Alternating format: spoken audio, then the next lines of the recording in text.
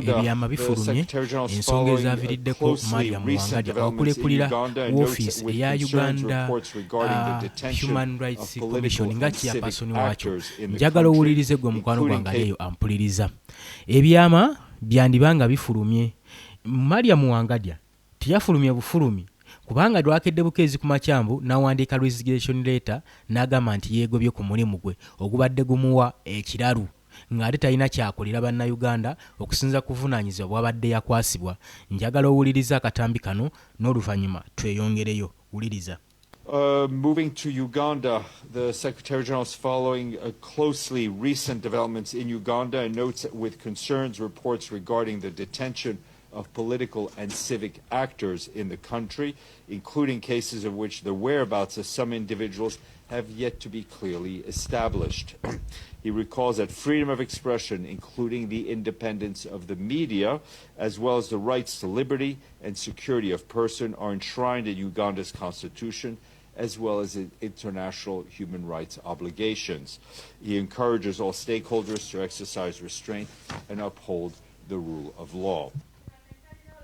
Yes, awo wenyini wetugenda okubeera nga tutandikira gwe mukwano gwange ali eyo ampuliriza. Oli ku Yugi Update TV kosinziro bango otuwuliriza. Mbalamusizaako nnyo mukulikeo obwakedde kansubire nti ebintu bitambula bulungi nnyo abagenze mu masinzizo nammwe mbakulisaayo. Abali mu diaspora mwenna mukola kyamaanyi okwekumira ku mayingo gano aga Yugi Update TV. Kakati UN Security Council yavuddeyo n'ekola ekiwandiiko era ng'obubaka bwolekeza eggwanga erya Uganda eri gavumenti y'eggwanga Uganda. Kakati ebitongole ng'ebyo birwanira eddembe ly'obuntu kasita bivaayo ne biteekinga notice ne bisonga olunwe mu gavumenti baba batusonze mu bitongole bino ebirina obuvunaanyizibwa mu kulwanira eddembe ly'obuntu. Ekitongole ng'ekya Uganda Law Society, ekitongole ekikulirwa Simon ekikulirwa Semakadde, Isaac Semakadde, ekitongole nga ekya Uganda Human Rights Commission ekibadde kikulirwa Maria Muwangadya. Kakati ebitongole bino ebirwanira eddembe ly'obuntu ba Chief Justice ensonga eno ebeebakwatako era be baba basinga mu bweraliikirivu kubanga baba tebaagala kwanika gavumenti nti nno tebali independent nti bakolera gavumenti.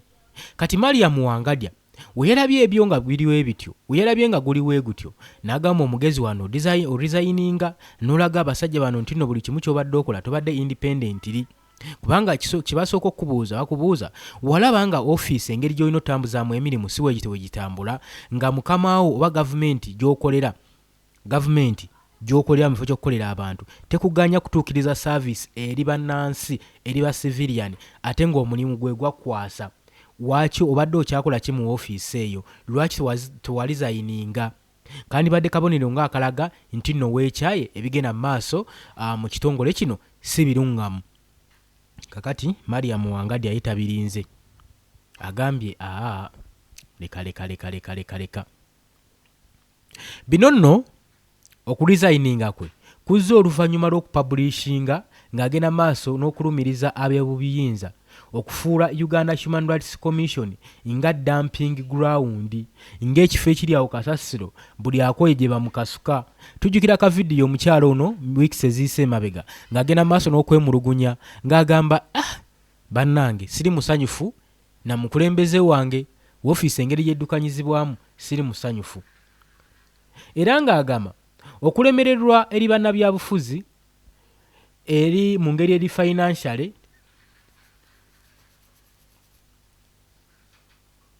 kakati munnabyabufuzi Maria Muwangadya asazeewo alizayininge ng'abadde chairperson alizayininge nga chairperson wa Constitution Board. Ensonga nzikubbiddeko eziyinza okuba nga zimuviiriddeko okulizayininga.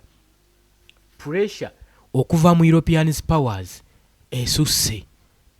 Kati batuuse ekiseera nga mukama waabwe mwami Yoweri Kaguta Museveni tumuwabulwa baagala omugondera naye ng'ate neno babataddeko akazito. Kati ng'obulogama nkoleraani ku basatu?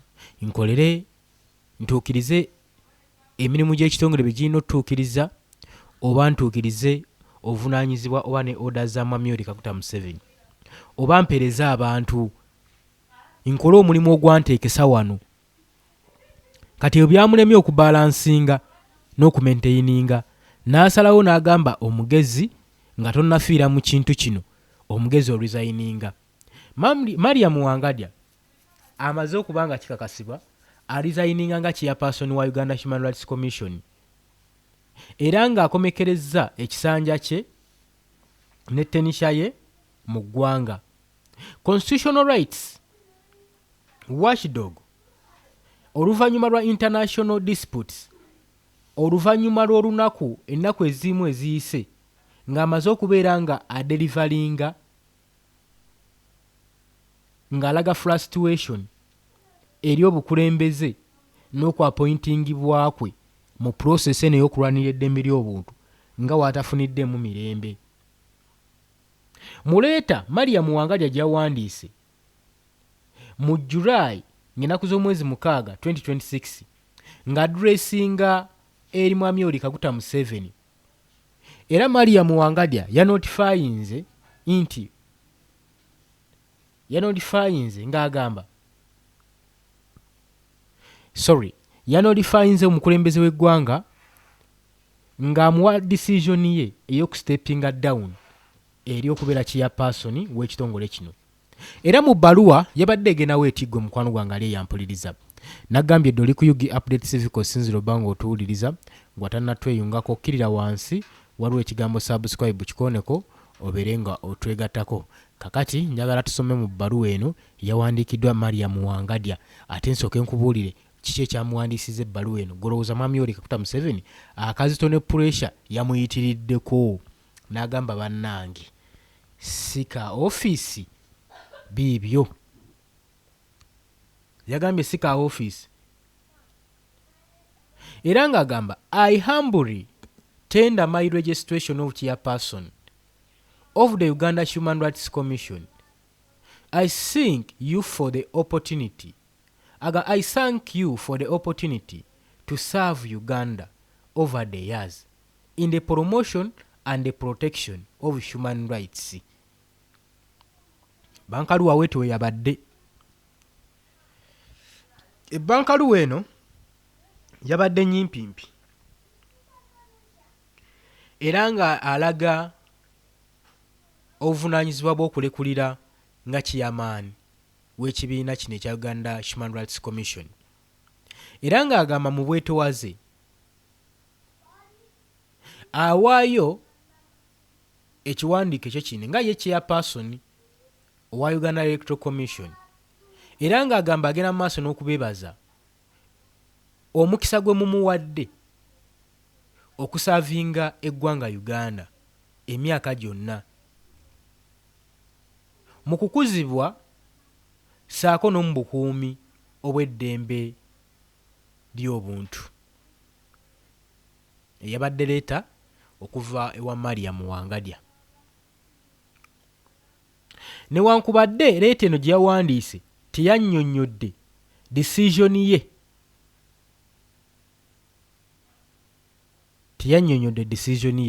Naye njagala nga sinnakutwalayo wala, njagala nsooke nkuwe weeks ezaayise nga Mariam Wangadya ajja ateekawo obubonero bw'okuresigninga ng'alaga okwemulugunya.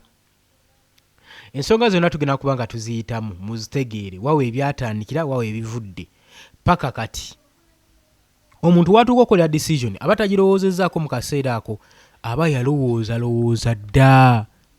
Seera tukubiriza mwenna bali mu bitongole ebivunaanyizibwa ku ministries, ekintu ekiba kikuzitoyeeko toziira nakyo, vaayo kiveemu resigninga. Tumanye nti nno ekyo ekifo kiriwo ekityo, abannansi bajja kuba nga bakutegeera. Njagala owulirize ku bigambo bye nga tannakuba nga wandika bankaluwa for her resignation. So accusation ezo za bulimba.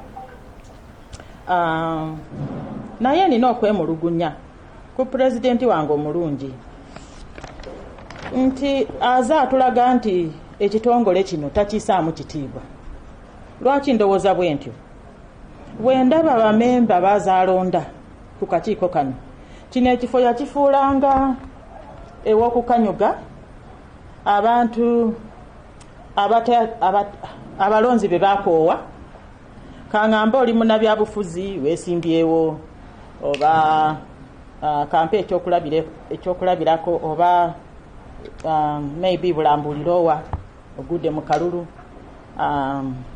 okaabye ennyo abalonzi bankamula ndi mwavulu nkupe sikyalina kakulya ndi mulwadde muyi waliwo ekimbe kyemaze nakyo emyaka 3 neetaaga ARVs genda mu kakiiko k'eddembe ly'obuntu pulezidenti nkukubira omulanga akakiiko kano kalina omulimu gw'amaanyi nnyo mu ssemateeka enyingo nnya mu chapter 4 of the constitution is the biggest chapter. It contains the bill of rights.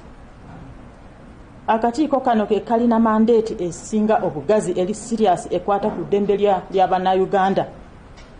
Naye abantu b'ozoolonda nti lwakuba oyagala kubawonya Abamanerenda, loan sharks, abaagala oba wambako ebyabwe okubatwala mu kooti nti genda ogira otuulako eri.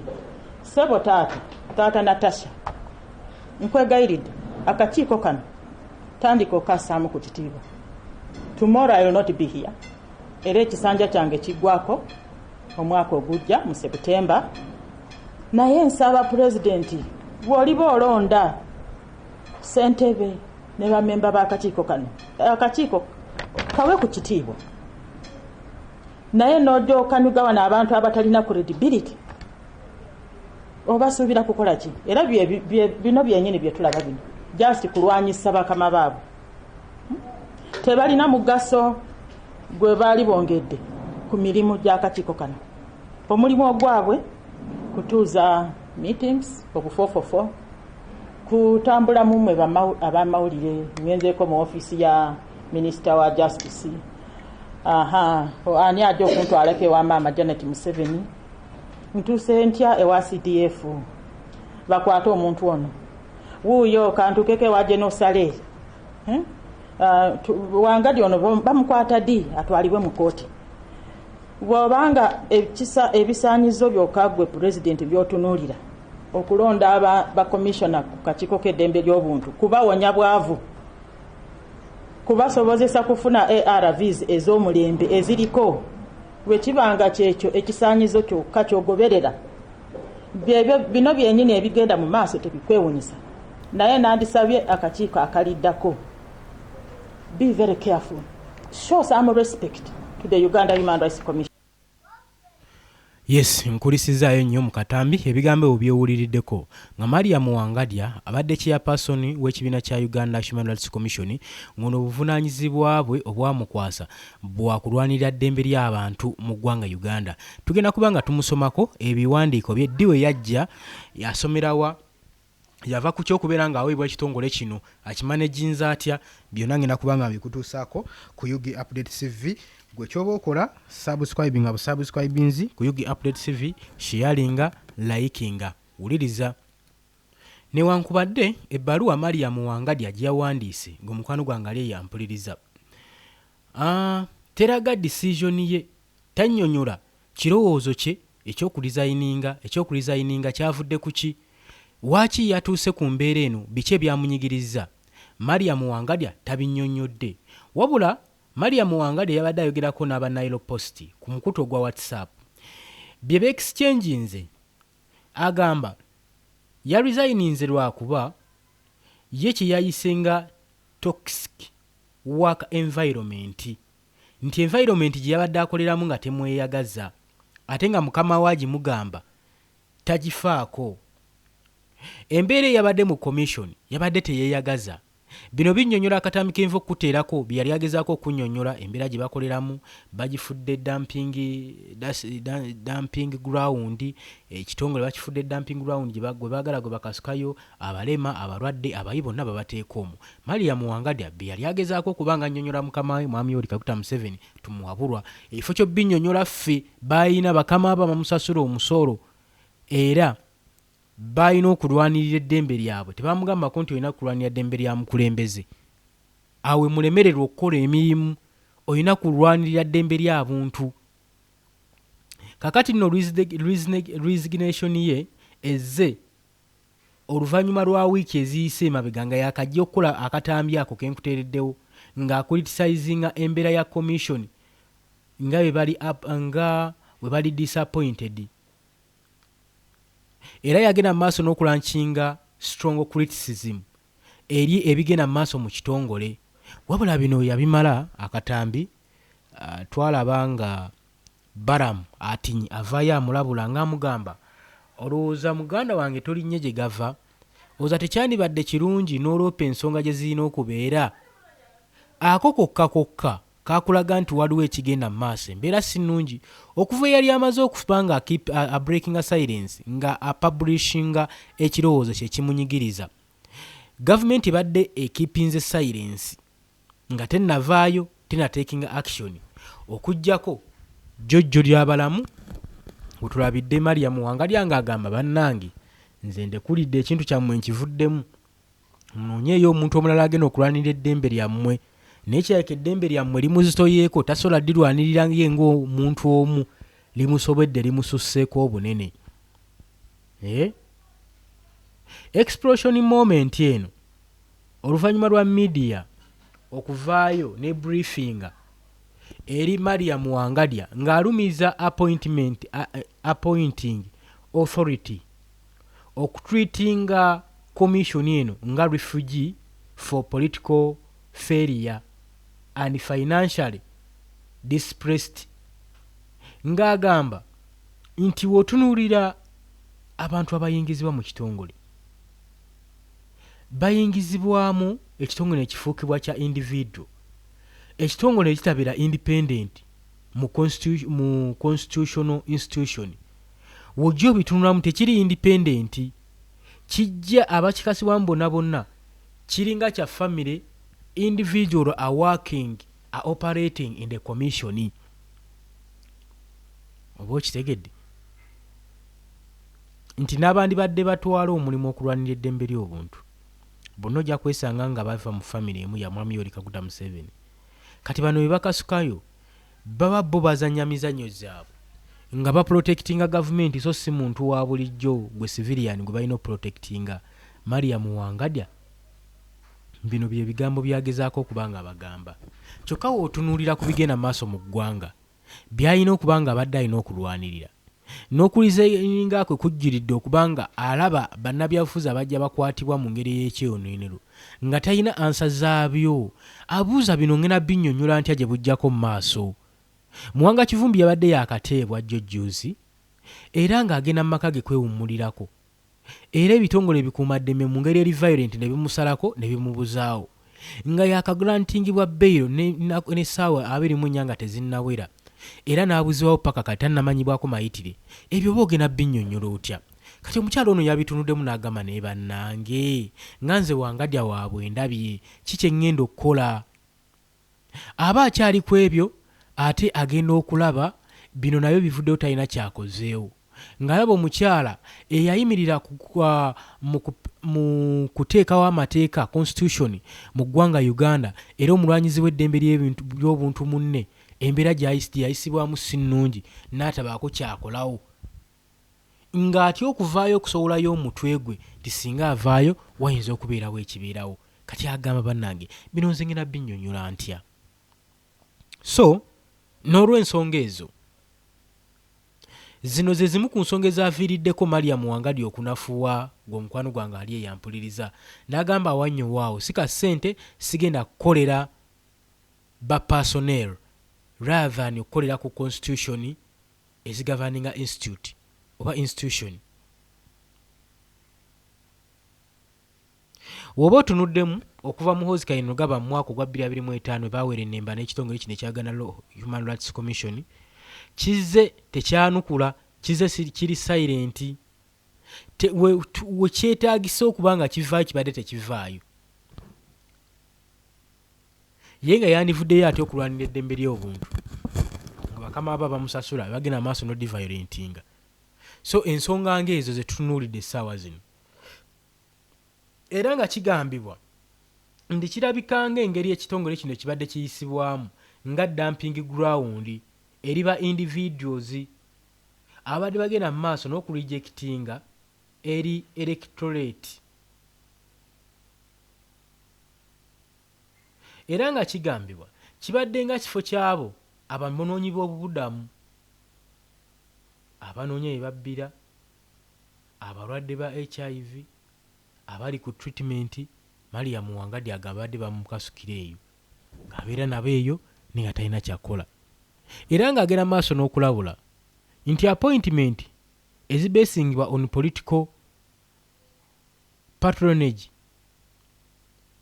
rather than merit zigenda maaso n'okunafuya ekitongole kino ekya Uganda Human Rights Commission, era ng'agamba kiba tekirina ability ey'okufulfiringa constitution mandates singa kibeera nga kikyayisibwawo ekityo.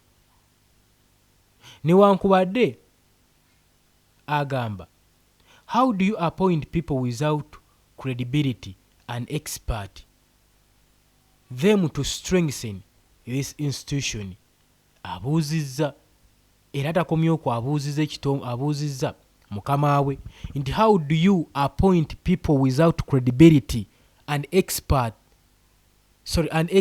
them to strengthen this institution? Nti oyinza otya okuba nga olonda abantu abatatuukiridde n'obasuubira okuba nga bagenda kubeera nga bagulumiza, bakulaakulanya, bagumya ekitongole kino ekya Uganda Human Rights Commission. Ebibadde ebigambo bya Mariam Wangadya ng'akulaga ali so frustrated n'ebibadde bigenda mu maaso eri ekibiina. Agamba ekibiina kibadde kigakunettira. Bwe tuba tureflectinga ku future y'ekibiina kino, Wangadya era apiirinze ng'agamba reforms in the appointment processes. Agamba kino kireflectinga future ya commission. Wangadya nga apiiringa reforms. Era ng'agamba my tenure ends in September next year. But when the time comes to appoint the next year person and member of the commission, I ask you to choose men and women of integrity, credibility, competence, and unquestionable characters. Nga era agamba mukama we nti nze ekisanja kyange kiggwako omwaka ogujja, naye wonoobeera ojja ng'olonda chairman w'ekibiina ne ba members mu commission, nkusaba busabi noonya abasajja n'abakazi abalina integrity, abalina credibility, abalina obusobozi, abateebuuzibwako mu mbeera zaabwe, nga basaanidde okubeera nga bamemba ba commission eno. Bino bibadde ebigambo bya Mariam Wangadya. Kano remarks ze zazze oluvannyuma within the commission interference nga wazzeemu obutakwatagana mu kibiina. Kakati nno several commissioners bavuddeyo ne bapatitioninga President Museveni and Inspector General of Government IGG nga bagamba financial misconduct zibesingirwa of the office and maladministrations under Wangadya's leadership. Era allegations zizeyo nga zikiraiminga nti irregular salary, enhancement, questionable, procurement,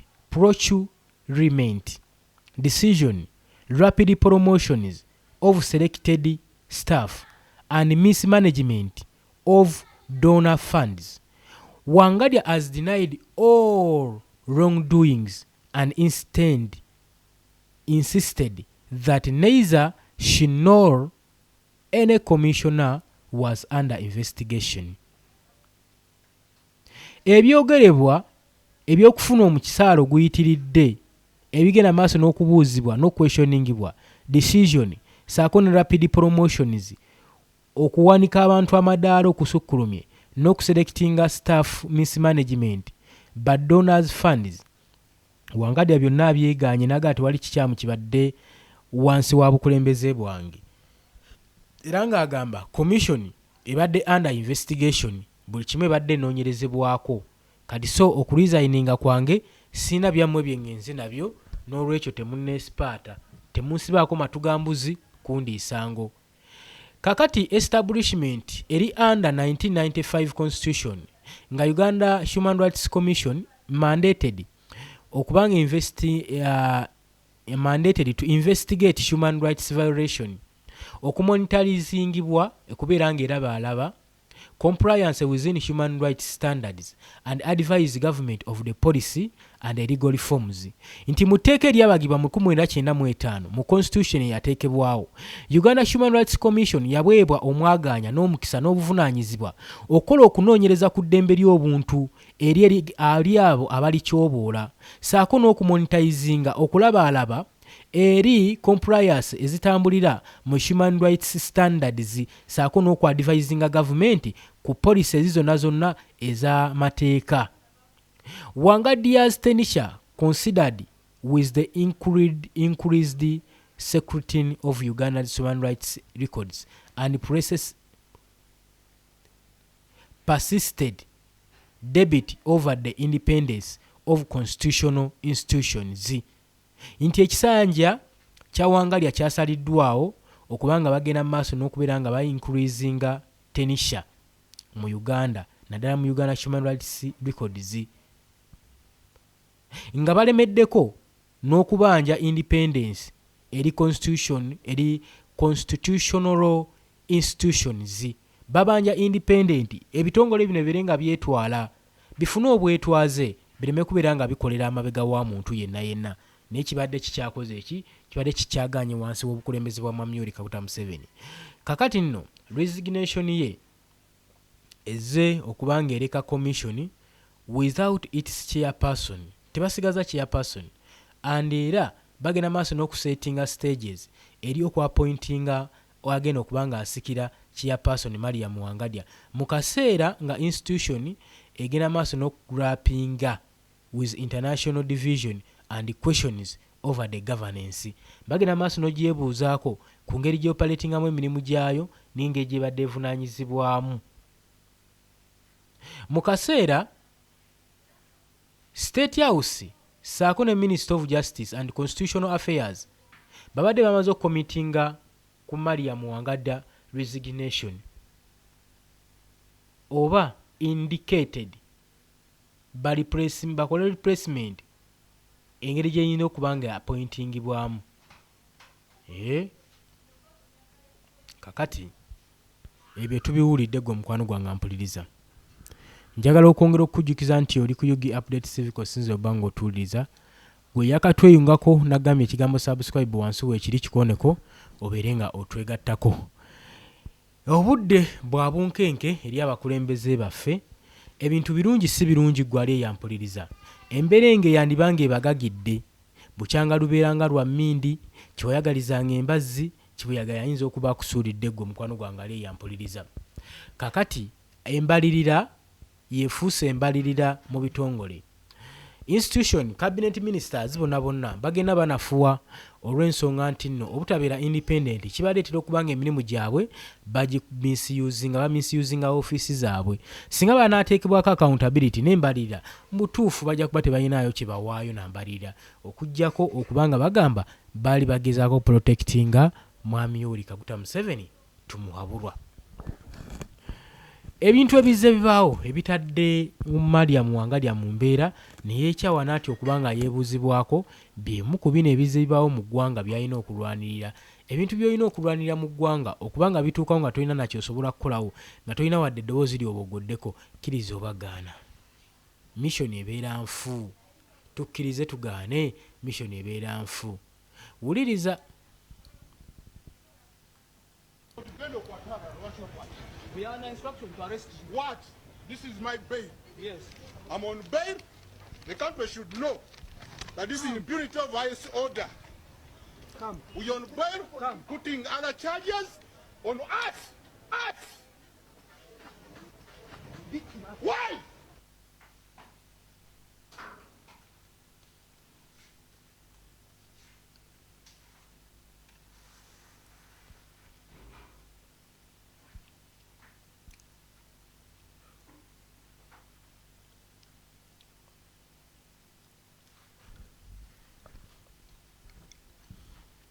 Yes, all right. Oli ku Yugi Update TV.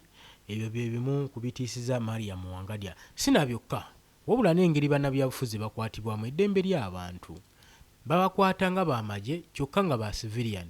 Maria Muwangalya balina okulwanirira.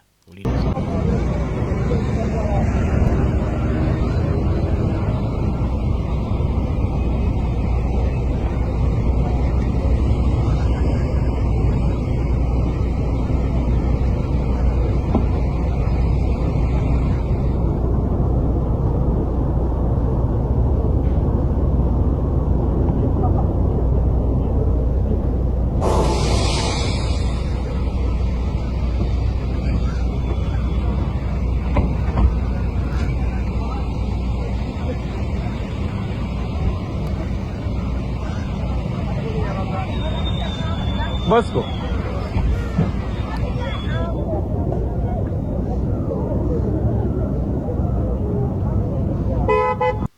Ebimu ku ebyo ebiraliikiriza Maria Muwangalya n'agamba waayi omugezi osuulawo obwanguwa nodda ku birala ng'omukwano gwange ali eyampuliriza. Oli ku UG Update TV nyongera okujjukiza kw'osinza oba ng'otuwuliriza gw'atanatoyungako okkirira wansi waliwo ekigambo subscribe kikoneko obeere nga otoyungako. Tukyagenda maaso gwe mukwano gwange ali eyo. Wabula omusajja yayogedde ebigambo ebingi ennyo era n'aleeterwa okuba nga addamu okukwatibwa Muwanga Kivumbi ku bigambo bye yayogedde. Ekitongole ekya Uganda Human Rights Commission kyandibadde kyesowoddeyo dda ku mbeera ng'eno. Wabula mmwe abatamanyi Maria Muwangalya n'ebintu bye ffe tetumulabye gusooka. Yalondebwa nga balowooza nti agenda kubeera wa mugaso nnyo era ajja kutuukiriza obuvunaanyizibwa bwe obumuweereddwa. Naye obuvunaanyizibwa tebwali bwangu.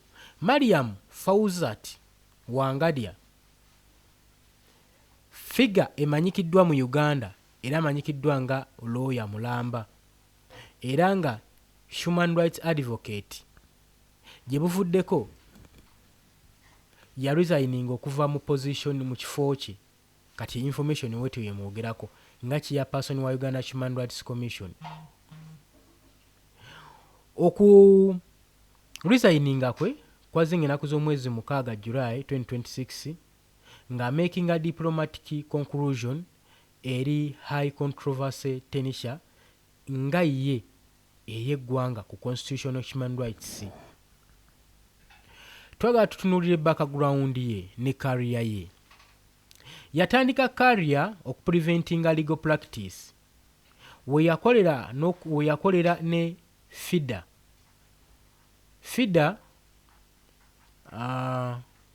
Uganda saako ne an organization focused on women's legal rights. Uganda Human Rights founder member era ono yali omu ku abo abafoundinga member of Uganda's Human Rights Commission mu 1996 nga servinga nga commissioner for 17 years. Inspectorate government mu 2013 yalondebwa nga deputy inspector general Aigigi wa government, inspector general of government, era n'ateekebwa mu kifo kino era n'akibeeramu emyaka 8. Uganda Human Rights Commission chairmanship President Yoweri Kaguta Museveni yamulonda nga akulira Uganda Human Rights Commission mu mwaka ogwa 2026 era officially n'agenda maaso n'okuyingira office with the mandated original set oku expire mu September mu 2027. Owulidde ensonga ezo? Nagambye oli ku UG Update TV kusinza oba ng'otuwuliriza. Newankubadde obukulembeze bwa Maria Muwangalya yeesanze ng'ali mu center ka political and institutional conflicts. Yagenda mu maaso n'okubeera nga acriticizing okuva mu opposition parties nga National Unity Platform. Wangalya ya publishinga dispute ku bigambibwa nti okubuzibwawo kw'abamissing 18 aba opposition supporters yakilayiminga n'agamba some cases were non-existent or staged to frame security forces. Nti bino byali tebiriyo ebigambibwa nti aba National Unity Platform bawambibwa. Yabigaana n'agamba ezo zimwe zaagala okunafuya ekitongole ekikuuma ddembe. Yagenda maaso n'okupublisha statement ku personal investigation by the commissions ng'agenze maaso n'okusuula obujulizi obugambibwa nti secret basement torture facilities operated by the security forces. Bino byonna bibaddewo naye nga talina kyakolawo omukyalo ono.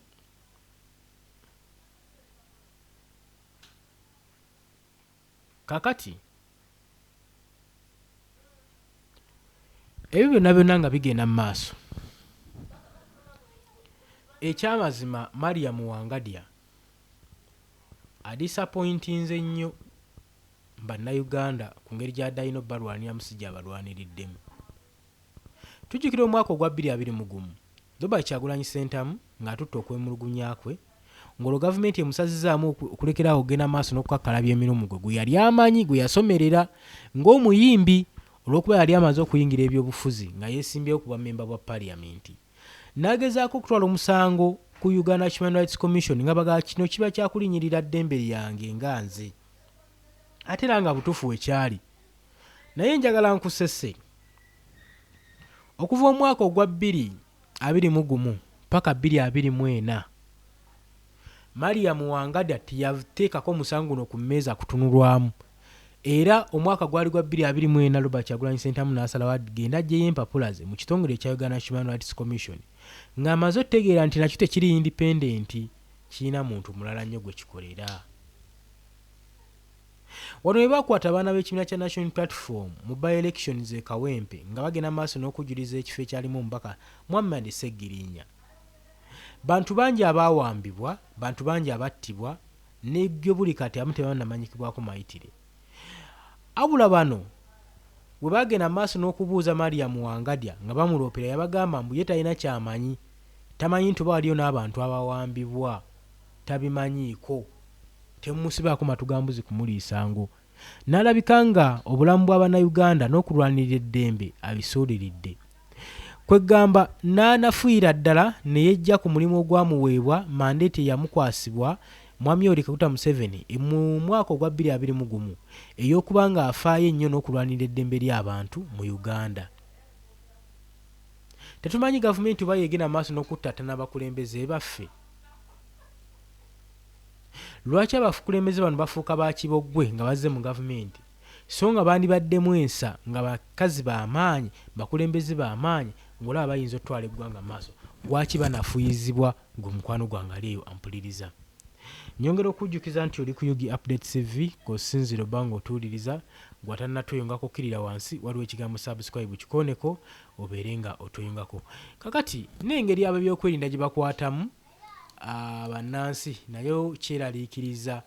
Zino ensonga zibadde zirina okuba nga zoogerwako basobole okuba nga bajjawo embeera embi mu Bannayuganda.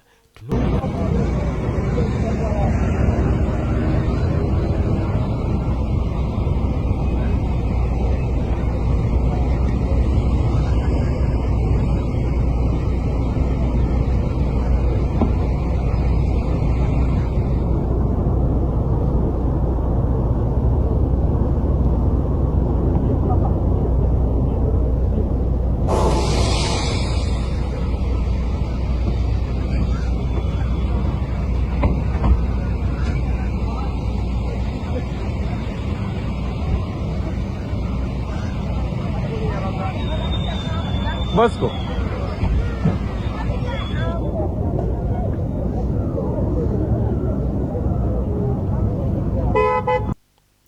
Yes.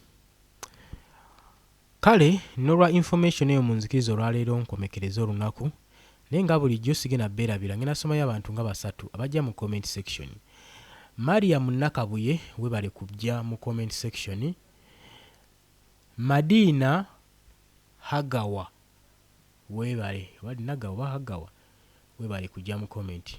Uganda 1 guno mukutu Uganda 1 ogambye bano baffe saawa yonna we overcoming this impunity. Uganda 1 webale kubeerako. Mukutu gwo mugugoberere. Uganda 1 nagwo guweereza. Uganda 1 ya ani omulala wano Botswapio Bonti Wepio webale kubeerawo. Ogambye Museveni must go. Mukasa Peter webale kubeerako. George Bazibu webale kubeerako. Olw'obudde munzikiriza olunaku olwaleero ng'omekereza olunaku luno. Mbaagala nnyo era nga mbaagaliza weekend ennungi.